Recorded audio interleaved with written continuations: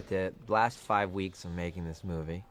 I just finished locking the movie just a few days ago, and I flew out here to Los Angeles to do the score here with the full orchestra with James Newton Howard. And it's really a beautiful end to the process of filmmaking, because it's basically 100 people playing the musical emotion that you've decided on, and it's a very powerful thing. This whole process of a year and a half of making it from the time I wrote it, they're finally doing the last voices of it, and it's a big deal to be there at the last moment.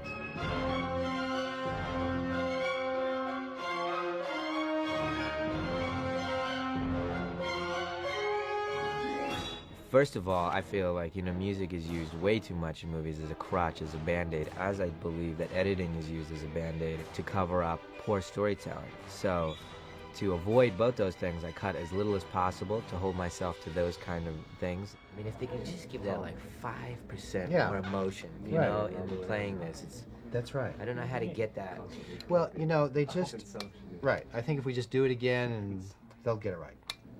It's really one of those things you just get. Just say 5% more love. Every single movie, of the last 3 movies, there's been a moment where I go, we're not going to score this movie. Don't score the horror part of this movie at all. And only score the flashback out to the Meryl Epiphany, all the Epiphany stuff, But my process always starts that way. We're not going to have any music in this movie, all right, James? Just don't worry about it. And then James understands the story so well, the story that we're telling. I come in and I say, well, what would you do here? There's always an enormous advantage to working with somebody more than once, provided it's a good relationship to start with.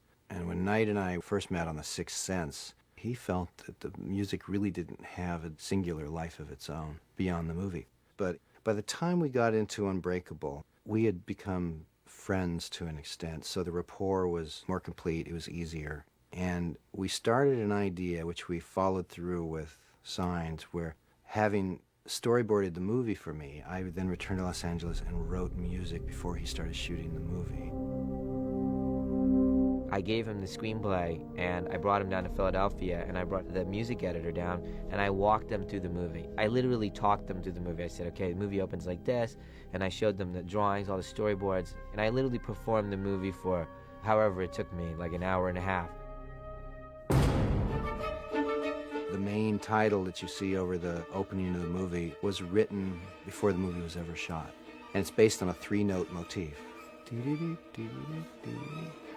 And that motif is reprised throughout the movie in all kinds of benevolent, hostile, threatening, mysterious kinds of ways.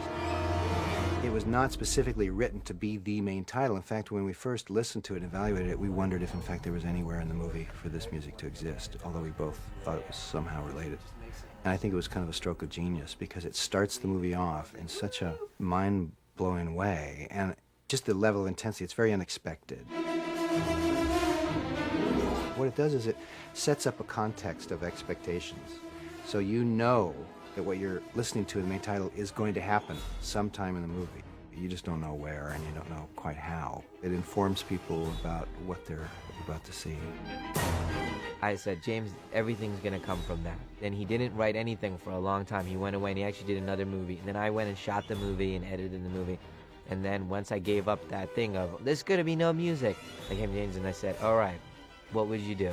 So then he started pulling things from that 2.5 minutes and elaborating on it.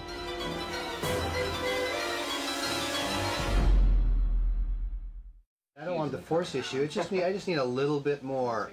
We're talking about a little bit more at 65. The last sequence was, without question, the most difficult film music I've ever written, the biggest challenge. It starts off as a moment of utter disbelief and shock and horror. Goes through moments of recognition. Hi, sweetie. Hi, baby. The building part after the flashback, when he sees the bat on the wall, that's 3-note motif. And very quickly does an about face and ends up in a very tender moment.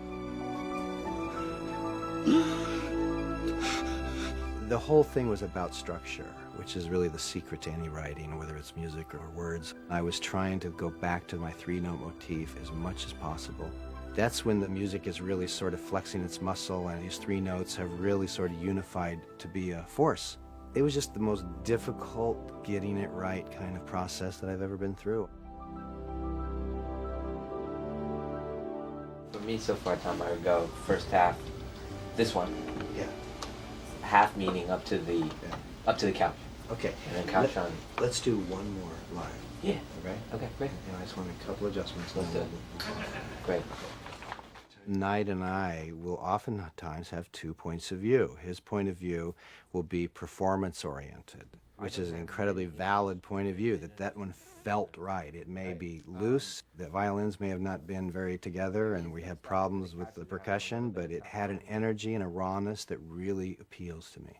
And then I'm sitting there as the professional musician saying, well, it's really hard for me to get over all the flaws of that performance, and I really need an opportunity to work that stuff out, and it's a bargaining thing. So I think we go after it until we both feel confident that that was the one, and that's what happened in the end.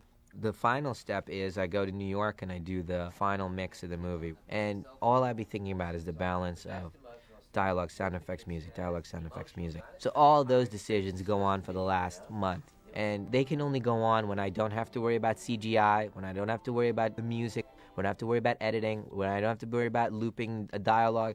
All that's done, and I have all the elements, and now I can go, how do I want them to be heard? I think my music sounds better with effects, with sound effects, with some crashes, with the monster screaming. That was how it was designed. If I was going to write for absolute silence, I would have written different music. So I'm very comfortable with the collaborative aspect. I will defend my music as sort of comfortably and as strongly as is appropriate, but at a certain point, I relinquish control of it and understand the fact that, you know, this is somebody else's movie they made, and I am there to enhance and realize some vision with this idea. So we always get there.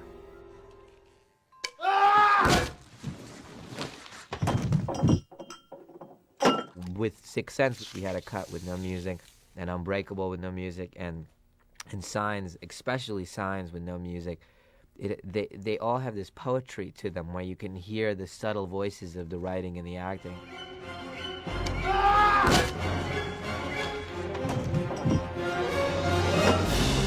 And then ultimately, when you believe this movie can play with no music, not a drop of music from beginning to end, then you trust that James Newton Howard, your partner, can come in and improve the movie.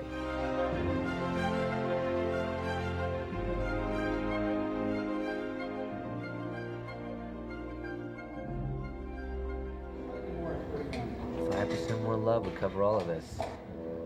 5% more love is the direction.